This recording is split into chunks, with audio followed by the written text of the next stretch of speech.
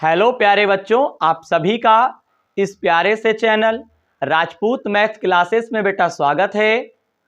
तो बेटे आज की क्लास में हम लोग कक्षा 12 की जो आपकी डॉक्टर हर सौरभ शर्मा प्रकाशन की जो गणित की किताब है, इस किताब में आपको जो अध्याय 4 दे रखे हैं सारणिक, इस अध्याय 4 के अंतर्गत आपको बेटा जो प्रश्नावली 4B दे रखे हैं, तो बेटे इस प्रश्नावली 4B में जो आपको प्रश्न नंबर 10 से बेटा प्रश्न दे रखे हैं, इन प्रश्नों का हल आज की क्लास में हम लोग समझेंगे।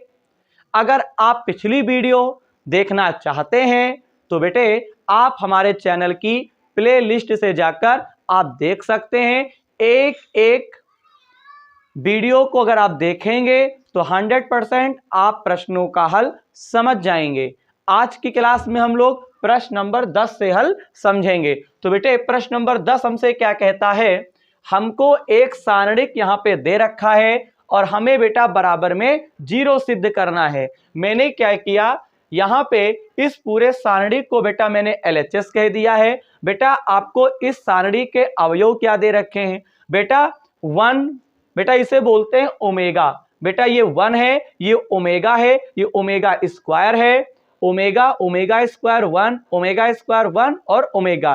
तो बेटे इस क्वेश्चन को बेटा अगर हम चाहें तो मैं डायरेक्ट प्रसरण करके मैं इसे सॉल्व कर सकता हूं, 0 सिद्ध कर सकता हूं, लेकिन मैं बेटा आपको इसे बहुत ही आसान तरीके से बताने वाला हूं, जिससे बेटा आपको आसान लगने लगे इसका हल। तो करेंगे कैसे बेटे, यहां पे मैं डायरेक्ट प्रसरण नहीं करूंगा, मैं सारणिक का बेटा जो गुणधर्म मैंने आपको बेसिक में पढ़ाए थे उनको बेटा यहां पे यूज करेंगे।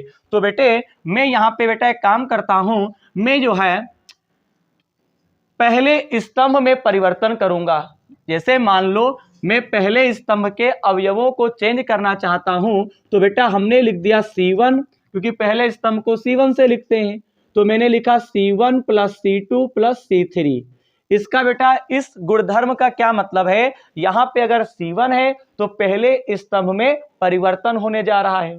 अब परिवर्तन क्या है, यानी C1 में हम C2 C3 को जोड़ देंगे तो आप देख पाएंगे बेटे यहाँ पे ओमेगा और ये ओमेगा स्क्वायर है और यहाँ पे बेटा क्या है 1। यहाँ पे आपको दे रखे हैं ओमेगा स्क्वायर, ये आपको 1 दे रखा है, यहाँ पे ओमेगा।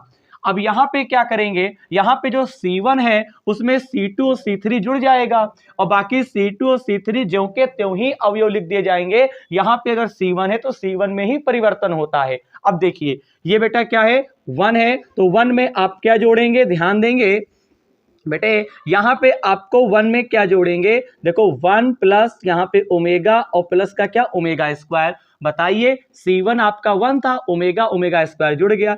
इसी प्रकार से ओमेगा स्क्वायर, पहले तो यहाँ पे ओमेगा है और फिर ओमेगा 2 का मान है ओमेगा स्क्वायर और फिर आपको क्या दे रखे प्लस का 1, मैंने लिख दिया। इसी प्रकार से यहाँ पर भी देखिए ओमेगा स्क्वायर, यहाँ पे प्लस का 1 है और प्लस का यहाँ पे ओमेगा लिख देंगे।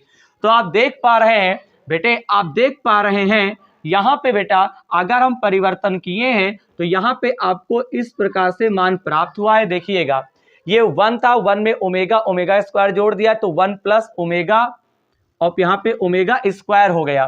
फिर यहाँ पे क्या है ओमेगा था, ओमेगा में आप जोड़ेंगे ओमेगा स्क्वायर 1 को तो ये omega plus omega square plus 1 बनेगा। इसी प्रकार से बेटा नीचे भी आपका क्या बना हुआ है, यानी कुल मिला के कहानी ये है ओमेगा स्क्वायर प्लस 1 और यहाँ पे बेटा क्या बना हुआ ओमेगा बना है। बताइए क्या आप इतनी बात समझ पा रहे हैं।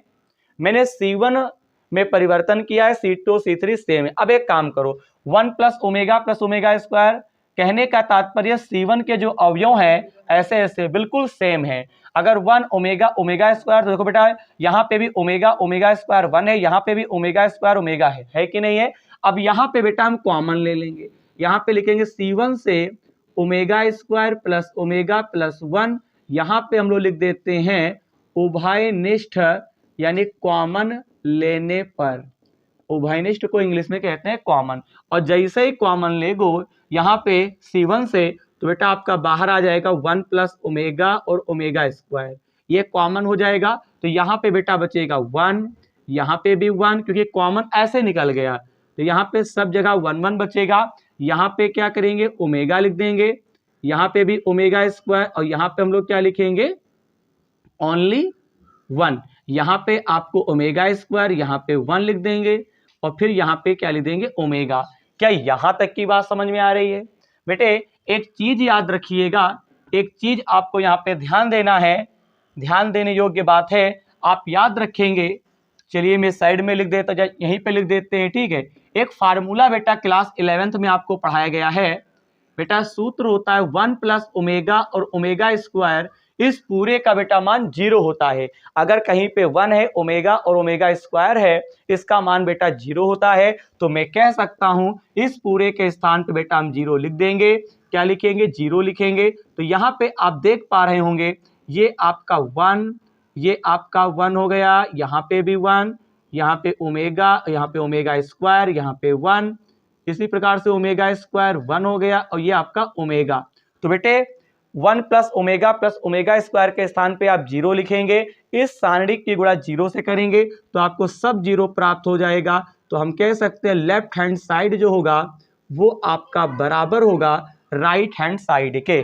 बताइए, यानी प्रश्न नंबर 10 का यहाँ पे बेटा जो हल था वो कंप्लीट होता है। मैं उम्मीद करूंगा आपको प्रश्नों का हल समझ में आ गया होगा। बेटा बेहद आसान है, आप इसका स्क्रीनशॉट लीजिए। यहाँ पे क्या है, सिद्ध करना था हमें प्रश्न नंबर 10 में। मैंने एक सारणिक को लिया है, मैंने सारणिक का यहाँ पे गुणधर्म लगा दिया है, और गुणधर्म लगाने के बाद आपको ये बात ध्यान रखनी है 1 प्लस ओमेगा स्क्वायर बराबर 0, यानी 1 प्लस ओमेगा स्क्वायर का मान 0 होता है। और जैसे इसके स्थान पे 0 लिखेंगे, इस सारणिक की गुणा 0 से होगी, सब 0 हो जाएगा। लेफ्ट हैंड साइड जो होगा वो राइट हैंड साइड के आपका बराबर हो जाएगा। क्लास को आगे बढ़ाते हैं। अब हम लोग प्रश्न नंबर 11 का हल समझेंगे। तो बेटे प्रश्न नंबर 11 में भी आपको एक सारणिक दे रखा है, और उस सारणिक में भी आपको बेटा 0 सिद्ध करना है। तो चलिए हम लोग सिद्ध करते हैं। सिद्ध करने में क्या होगा, कैसे होगा, ये आपको बताया जाएगा। तो चलिए प्रश्न नंबर अब हम लोग 11 का हल हम लोग यहाँ पे समझेंगे। प्रश्न नंबर 11। अब बेटा यहाँ पे प्रश्न नंबर 11 है क्या, जरा ध्यान दीजिएगा।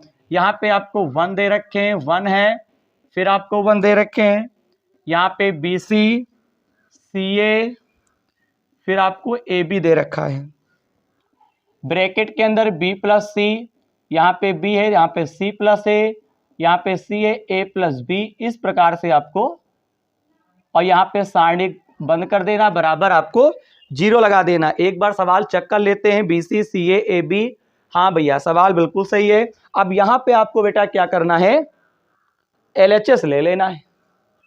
क्यों, चलो यहाँ पे हम लोगों ने LHS ले लिया। तो यहाँ पे क्या है, यहाँ पे 1 1 1, ये आपका BC है, ये आपका CA है, AB, A ब्रैकेट में B plus C, C plus A plus B। ठीक है, अब करेंगे क्या, मैं बताता हूं, परेशान क्यों हो। यहाँ पे आपको 1 1 1 ज्यों का त्यों, यहाँ पे BC, यहाँ पे CA, ये आपका AB। बेटा अंदर गुणा करो, A की गुणा अंदर करोगे तो AB प्लस AC बनेगा, यहाँ पे BC प्लस BA बनेगा, यहाँ पे CA प्लस CB बनेगा। गुणा हो गई ना। अब बेटे यहाँ पे हम क्या करेंगे, हम C3 स्तंभ में परिवर्तन करेंगे। क्यों, क्योंकि बेटा हम क्या करें, में 0 घोषित करना है, पहले बेटा करें तो तभी आपको रीजन पता चलेगा। मैं C3 के अवयवों को चेंज करूंगा, यानी तीसरे स्तंभ को। तो यहाँ पे हम लिखेंगे C3 में हम किसको जोड़ेंगे, C2 को। अब देखिएगा, गजब रे गजब, देखो 1 1 1, यहाँ पे BC, यहाँ पे CA, यहाँ पे AB, यहाँ पे जो C3 अगर है तो केवल C3 में परिवर्तन होगा, C2 और C1 बिल्कुल ज्यों का त्यों लिख देंगे अवयवों को। ठीक है, मैंने लिख दिया है। अब देखो बेटा AB प्लस AC, ये C3 है, और जोड़ना क्या है, C2 को। C2 आपका है BC। इसी प्रकार से यहाँ पे आपको BC दिखाई पड़ रहा है, यहाँ पे BA दिखाई पड़ रहा है, यहाँ पे आप CA जोड़ देंगे, यहाँ पे आपको CA दिखाई पड़ रहा है, यहाँ पे CB दिखाई पड़ रहा है, फिर यहाँ पे AB। बताइए, अब कहानी ये है, जो C3 आपको दिखाई दे रहा है AB BC CA, AB BC CA, AB BC CA, तो बेटा मैं कह सकता हूं C3 से आप कॉमन ले लेंगे, क्या A B plus B C plus C A, क्या लिखेंगे A B plus B C plus C A, क्या करने पर बेटा यहां पे लिख देंगे उभयनिष्ठ लेने पर, यानी कॉमन लेने पर। और जब कॉमन लेंगे तो A B plus B C plus C A आपका बाहर आ जाएगा।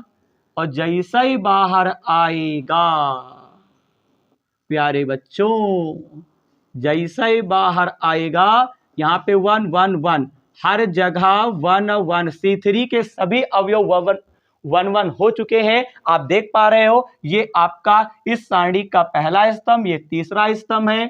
तो C1 बराबर C3, यानी C1 के जो अवयव है C3 के बराबर है। आपको पता है कोई भी सारणी हो उसके या तो कोई दो स्तंभ या तो कोई दो पंक्ति अगर सेम है तो उस सारणी का मान 0 होता है। ऐसा मैंने बेसिक में सारणी के गुणधर्म में मैंने आपको समझाया था। तो ए बी प्लस यहाँ पे बी सी प्लस सी ए, तो मैं कह सकता हूं यहाँ पे 0 और 0 मिला के सब 0, क्योंकि इस सारणी के स्थान पे बेटा हम 0 लिख देंगे और A B plus B C plus C A की गुणा हम 0 से करेंगे, सब 0 हो जाएगा। बताइए प्रश्न नंबर 11 का भी हल कंप्लीट हुआ। एक बार जोरदार स्क्रीनशॉट लेंगे।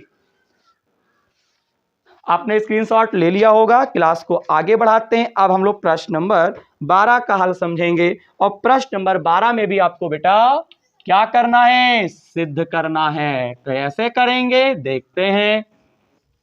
चलिए प्रश्न नंबर 12 का बेटा हल हम लोग देखते हैं कि कैसे आपको करना है। चलिए 12 देखते हैं। तो ये रहा प्रश्न नंबर 12। प्रश्न नंबर 12 में आपको एक सारणिक दे रखा है 0 माइनस ए माइनस यहाँ पे बी, ए 0 सी, फिर आपको माइनस का बी माइनस का सी, फिर आपको 0 और यहाँ पे आपको बराबर में 0 0 minus A B, A 0 C minus B C 0। अब बेटा करेंगे कैसे। सबसे पहले आपको लेना है बेटा LHS। यहाँ पे 0 माइनस ए, यहाँ पे B, A 0 C minus B minus सी, यहाँ पे 0। बताइए अब यहाँ पे LHS ले लिया गया। अब बेटा यहाँ पे चाहो तो सारणी का गुणधर्म लगाओ। तो अगर सारणी का गुणधर्म लगाते हैं तो टाइम लग जाएगा। तो मैं क्या करता हूं, इसका प्रसरण कर देता हूं।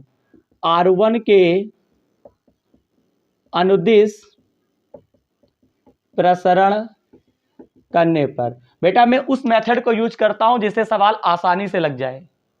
आप जो करेंगे उससे आपका सवाल सॉल्व हो जाएगा। अगर आपको 0 सिद्ध करना है तो आप जान जाओ कि आप कोई इस सारणी की दो पंक्ति या कोई दो स्तंभ सेम बना लो, तब इस सारणी को 0 कह सकते हैं। या तो आपको पता है सारणी का गुणधर्म, या तो कोई एक स्तंभ या तो कोई एक पंक्ति के अवयवों को 0 कर दो तो इस सारणी का पूरा मान 0 हो जाएगा। लेकिन बेटा मैं क्या कर रहा हूं, यहाँ पे R1 के अनुदिश प्रसरण करेंगे तो आसान रहेगा। अब प्रसरण कैसे करते हैं सब कुछ मैंने बेटा आपको पढ़ा रखा है, देखिएगा। तो इस सारणी का पहला अवयव हमने ले लिया 0, 0 प्लस में होगा। अब ये स्तंभ ये पंक्ति हट गया, 0 की गुणा 0 से होगी, बीच में सदैव माइनस लगता है। सी की गुणा सी से करोगे तो यहाँ पे सी स्क्वायर होगा लेकिन प्लस का हो जाएगा क्योंकि बीच में माइनस होता है। और सी की गुणा सी से करोगे तो माइनस का सिर्फ प्लस हो जाएगा। पहला अवयव प्लस में लेना है, दूसरा अवयव आपको माइनस में लेना है। जैसे ही अवयव माइनस में लेते हैं उसका स्तंभ या पंक्ति हट गया। 0 की गुणा ए से करेंगे 0 और बी की गुणा सी से करेंगे मेरे प्यारे बच्चों प्लस का बी सी। फिर यहाँ पे आपको अवयव प्लस में लेना है लेकिन ये माइनस में, तो आपको माइनस में ही लेना पड़ेगा। ये स्तंभ ये पंक्ति हट गया, सी की गुणा ए से करेंगे आपका माइनस ए सी, बी की गुणा 0 से तो बी 0, 0 की गुणा सी से करेंगे सब 0, ए की गुणा बी से इसे करेंगे तो ए बी सी बनेगा। यहाँ पे माइनस माइनस प्लस और ये आपका ए बी सी कैंसिल, आपको 0 दिखाई पड़ रहा होगा मेरे प्यारे बच्चों। Left hand side is equal to right hand side, ये बेटा हमको क्या करना था, सिद्ध करना था। तो प्रश्न नंबर 12 का हल कंप्लीट होता है। चलिए बेटे क्लास को अगर आगे बढ़ाते हैं तो अब हम लोग बेटा प्रश्न नंबर 13 का हल हम लोग समझने वाले हैं। इसे कैसे करेंगे तो चलिए देखते हैं प्रश्न नंबर 13। फटाफट स्क्रीनशॉट लीजिए। चलिए प्रश्न नंबर 13 देखते हैं कि यहाँ पे क्या करना है। तो बेटे प्रश्न नंबर 13 में भी आपको एक सारणिक दे रखा है और बेटे इस सारणिक को आपको क्या करना है, सिद्ध करना है। अब सिद्ध करने में क्या दे रखे हैं देखिए, 1 1 1 A B C, A square B square C square बराबर में आपको दे रखा है बेटा A minus B, B minus C और आपको दे रखा है सी माइनस ए। अब यहां पे आप क्या करेंगे, लेफ्ट हैंड साइड ले लेंगे सॉल्यूशन में। अब करेंगे कैसे, यहां पे 1 1 1 A B C B square और ये हो गया सी स्क्वायर। अब बताओ A minus B, B minus C minus A आपको सिद्ध करना है। तो देखो ए माइनस आप जानेंगे कैसे बेटा, यहां पे सारणिक का गुणधर्म यूज करो आधे सवाल में और आधे में आपको प्रश्न कर देना है, आंसर आके रहेगा। सबसे पहले देखो ये a माइनस बी है, तो बेटा अगर a में से b हटा दो तो a माइनस बी बनेगा, ठीक। b में से c घटाओगे तो b माइनस सी, तो b में से c घटा दो। इसका मतलब कहानी यह है कि अगर ऊपर नीचे अगर हम घटा रहे हैं तो आंसर आ रहा है, यानी सिद्ध हो रहा है। तो इसका मतलब बेटा पंक्तियों में आपको यहाँ पे लिखना होगा, यानी पंक्ति रूपांतरण विधि यहाँ पे लगा दो। तो यहाँ पे बेटा हम क्या करेंगे, यहाँ पे लिखेंगे R1 में परिवर्तन करेंगे, R1 में हम क्या करेंगे R1 माइनस R2, यानी कि R1 में से R2 को माइनस करेंगे। फिर हम क्या करेंगे R2 के अवयवों को चेंज करेंगे, तो R2 में से आपको क्या करना है R3 माइनस करना है। पहले इतना कर लो, फिर देखो मैं क्या कर रहा हूं, मैं ऊपर नीचे घटाने वाला हूं। तो यहां पे देखिएगा बेटा, यहां पे आप देख सकते हैं R3 में कोई परिवर्तन नहीं होगा, ज्यों का त्यों लिख दिया। अब देखो यहां पे क्या हो रहा है, R1 से R2, तो बेटा एक है ये R1 ये R2, तो एक में से एक गया 0। a में से आपको क्या करना, b को माइनस, तो बेटा ये a माइनस बी, यहाँ पे a square minus B square, ऊपर में से ये बताओ R1 आ गया। अब R2 में क्या करना है, R2 में से R3 को माइनस करना है, एक में से एक गया 0, यहाँ पे बेटा b में से c घटा देंगे, क्यों, b में से c, यहाँ पे क्या करेंगे, यहाँ पे b स्क्वायर माइनस सी स्क्वायर, यहाँ तक की प्रॉब्लम सॉल्व हो गई। अब बेटा देखो यहाँ पे क्या करेंगे, 0 0 1, यहाँ पे a माइनस बी है, यहाँ पे b माइनस सी है, ये आपका c है। a square minus B square ये फार्मूला होता है, एक बार a प्लस बी लिख सकते हैं इस चीज को, एक बार a माइनस बी। यहाँ पे b स्क्वायर माइनस सी है, तो मेरे प्यारे बच्चों मेरे जिगर के छल्लो, तो यहाँ पे b प्लस सी, यहाँ पे b माइनस सी हो जाएगा। नीचे क्या करेंगे आप c स्क्वायर लिख देंगे। यहां तक की बात आपको समझ में आ रही होगी। a minus B, B minus से हम सिद्ध कर सकते हैं। अगर हम R1 पहली पंक्ति में कॉमन लेते हैं तो a माइनस बी है, दूसरी पंक्ति में b माइनस सी, बी माइनस सी कॉमन है, तो यहां पे लिखेंगे R1 तथा R2 से, R1 तथा R2 से, R1 से हम a माइनस बी और R2 से बेटा b माइनस सी, यहां पे लिख देता हूं, यहां पे बेटा लिख देते हैं हम उभयनिष्ठ लेने पर। R1 से आपको a माइनस बी लेना है, R2 से आपको b माइनस सी लेना है। अब देखिएगा क्या होगा, देखिएगा, देखिए अभी सिद्ध कर दूंगा, परेशान ना हो।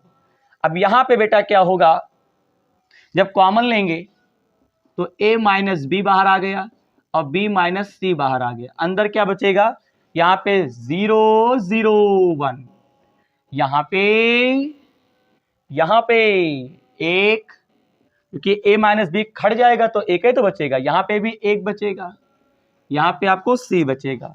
यहाँ पे देखो बेटा a माइनस बी, यहाँ पे बेटा आपका a प्लस बी आ जाएगा, यहाँ पे आप क्या लिखेंगे, b प्लस सी बचेगा, नीचे आपको यहाँ पे c स्क्वायर यहाँ पे बचता हुआ दिखाई पड़ेगा। इस प्रकार से बताइए, अब कमी है तो बस केवल एक ही चीज की कमी है, c माइनस ए। तो चलिए, तो अब बेटा आप क्या करो, यहां पे क्या कर दो, प्रसरण कर दो। R1 के अनुदिश यहां पे मैं क्या कर रहा हूं, प्रसरण करने पर, और जैसे ही तुम प्रसरण करोगे तो a minus B, B minus C, अब देखो बेटा, अगर जीरो लोगे, बताइए जीरो लोगे सब जीरो हो जाएगा, पहला अवयव प्लस में, फिर एक काहे में लेना आपको, माइनस में। और जैसे एक आप लेते हो, देखो एक मिनट हम अच्छे से लिखें तब आपको समझ में आए। जैसे माना जीरो था, मैंने क्या किया, मैंने बेटा जीरो ले लिया, और जब जीरो लेते हैं ना तो ये सब जीरो हो जाएगा। तो यहां पे मैं एक काम करता हूं, ये पूरा जीरो लिख देता हूं, ठीक है, काम हो गया खत्म। अब आपको बेटा ये जीरो हो गया, अब यहाँ पे एक को माइनस में लेना है। तो बताओ, ये स्तंभ, ये पंक्ति हट गया, सी स्क्वायर जीरो, देखिए बी प्लस सी आपका लिखा जाएगा। फिर यहाँ पे नेक्स्ट, इसके नीचे हम लिख देते हैं, अब आपको प्लस का ए प्लस बी लेना पड़ेगा, ए प्लस बी लेना पड़ेगा। तो यहाँ पे स्तंभ, ये पंक्ति हट जाएगा, तो सी की गुणा जीरो से जीरो, ये आपका एक आ जाएगा। तो हम देख पा रहे हैं जीरो माइनस एक। अब बेटा एक काम करो, एक काम करते हैं, इसे सॉल्व करते हैं। मैंने क्या किया, जीरो लेंगे सब जीरो हो जाएगा, फिर माइनस का एक लेंगे, स्तंभ पंक्ति हट गया जीरो, यहाँ पे बी प्लस सी, फिर यहाँ पे ए प्लस बी, स्तंभ ये पंक्ति हट गया, यहाँ पे जीरो, आपका एक आ जाएगा। अब देखिएगा, यहाँ पे ए माइनस बी, बी माइनस सी, ये जीरो हो जाएगा। अब देखिएगा, ये माइनस बेटा अंदर जाएगा, पहली चीज तो ये माइनस अंदर गया तो ये प्लस का बी प्लस सी निकल आया। अब यहाँ पे एक माइनस में ए प्लस बी प्लस में गुणा करोगे तो माइनस का ए और माइनस का बी आ गया, बी से बी क्या हो गया, कैंसिल, तो A minus B, B minus C, और यहाँ पे सी माइनस ए आपको दिखाई पड़ा। अब बताओ सिद्ध हो चुका है कि नहीं सिद्ध हो चुका है, ए minus B, B minus C minus A आपको सिद्ध करना था, जो कि बेटा हम यहाँ पे सिद्ध कर चुके हैं। बताइए, तो यहाँ पे हम कह सकते हैं एल एच एस जो होगा वो आर एच एस के बेटा बराबर होगा। बताइए बेटे, प्रश्न नंबर 13 में राइट हैंड साइड में A minus B, B minus C minus A दे रखा था, तो A minus B, B minus C minus A आ नहीं चुका है, तो left hand side is equal to right hand side. तो प्रश्न नंबर 13 का हल कंप्लीट हुआ। बताइए हुआ कि नहीं हुआ। तो बेटे प्रश्न नंबर 13 का हल बिल्कुल हो चुका है। क्लास को अगर हम आगे बढ़ाते हैं तो अब हम लोग प्रश्न नंबर 14 का हल समझेंगे। तो प्रश्न नंबर 14 में आपको क्या करना है, फिर आपको बेटा एक सारणिक दे रखे हैं और इस सारणिक को भी बेटा क्या करना है, सिद्ध करना है। आप सिद्ध कैसे करेंगे, क्या होगा, आइए हम लोग देखते हैं। फिलहाल सारणिक दे रखा है और हमको यहाँ पे सिद्ध करना, तो चलिए देखते हैं। प्रश्न नंबर 14 देखिए, यहां पे आपको एक सारणिक दे रखा है 1 1 1, यहां पे 1 है, 1 प्लस एक्स, यहां पे 1 1 1 1 प्लस वाई बराबर एक्स और वाई दे रखा है। अब देखिएगा, अगर हम इसके सलूशन की बात करते हैं लेफ्ट हैंड साइड, तो आपको 1 1 1 दे रखा है, ये 1 है, 1 प्लस एक्स, ये 1 है। कितना गजब का क्वेश्चन है, बताओ। तो इसे आप एक काम करो, प्रसरण ही कर देते हैं, सबसे अच्छा रहेगा। R1 के अनुदिश क्या कर देंगे, प्रसरण करने पर, और जैसे ही प्रसरण करेंगे मेरे जिगर के छल्लों यहां पे लिखेंगे एक, स्तंभ ये पंक्ति हट गया, 1 प्लस एक्स की गुणा होगी किससे, 1 प्लस वाई से, एक एक कम क्या कर देंगे एक। अब आपको माइनस में एक ले लेना है, ये स्तंभ ये पंक्ति हट गया तो 1 प्लस वाई एक कम 1 प्लस वाई, एक एक कम एक। बोलिए, फिर यहां पे प्लस का आपको एक ले लेना है, ये स्तंभ ये पंक्ति हट गया, 1 1 जा 1, यहाँ पे 1 + x ये बेटा माइनस में हो जाएगा। देखिए क्या किया गया, ये 1 है, स्तंभ पंक्ति हट गया, 1 + x 1 + y, माइनस 1 1 कम 1 बनेगा, माइनस का 1 है, ये स्तंभ ये पंक्ति 1 + y, यहाँ -1 प्लस का 1 हट गया। तो इस प्रकार से आ चुका है। सॉल्व करो, आंसर तुम्हारे समीप होगा। 1 से 1 कैंसिल, 1 से 1 कैंसिल। तो बच्चे 1 की गुणा 1 से करोगे तो 1 की गुणा से y, x 1 कम x और प्लस का xy, माइनस का बेटे यहाँ पे 1 लिख देंगे। 1 का पहाड़ा y बार y, यहाँ पे माइनस का x हो जाएगा। क्यों? 1 की गुणा y से करोगे माइनस का y, 1 की गुणा x से तो माइनस का x। यहाँ पे 1 से 1 कैंसिल हो गया, बचेगा x प्लस वाई प्लस का एक्स वाई माइनस का y माइनस एक्स, x से 1 x कैंसिल, y से y कैंसिल। हम देख पा रहे हैं हमें एक्स वाई प्राप्त हो चुका है, तो लेफ्ट हैंड साइड जो होगा वो राइट हैंड साइड के बराबर होगा। तो प्रश्न नंबर 14 का भी हल बेटा अच्छे से कंप्लीट हो चुका है। बताइए हो चुका है कि नहीं हो चुका है? बिल्कुल हो चुका है। तो बेटे फटाफट स्क्रीनशॉट लीजिए। तो बेटे आज की क्लास में हम लोगों ने प्रश्न नंबर 10 से लेकर प्रश्न नंबर 14 तक के जितने भी प्रश्न थे, इन प्रश्नों का हल आज की क्लास में हम लोगों ने समझा है। मैं उम्मीद करूंगा आज के प्रश्नों का हल जरूर समझ में आया होगा। अगर प्रश्नों का हल समझ में आया है तो बेटे चैनल को सब्सक्राइब, वीडियो को लाइक और चैनल को शेयर किए बिना बेटा बिल्कुल मत जाइएगा। एक एक बच्चे की जिम्मेदारी है।